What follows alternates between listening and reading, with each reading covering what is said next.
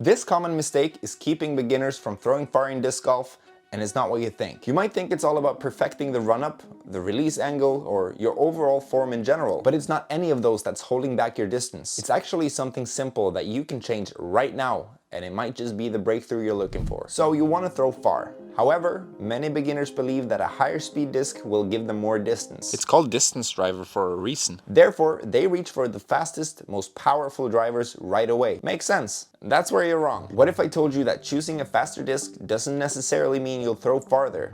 In fact, it might be doing the opposite. Let me explain. Discs come with flight numbers that represent their flight characteristics. I've made a video about this and I'll link it down below if you want to check it out. Still, these numbers can be confusing, and without understanding them, beginners often make the wrong choice. To get a 13-speed disc to fly like a 13-speed disc, you need a certain amount of power and technique. The truth is, most beginners don't have that power and technique yet, and that's perfectly fine. So, why do so many beginners go for high-speed drivers? It's simple, because they want distance. Yet, to throw far, you actually need the correct disc for your skill level. In many cases, you'll actually throw farther with a mid-range or even a putter when you're just starting out. Here I have a star boss, and I also have an inner core. Let's see what it would actually look like for a beginner to throw each of these discs. When you throw a 13-speed disc without enough power, three things are likely to happen.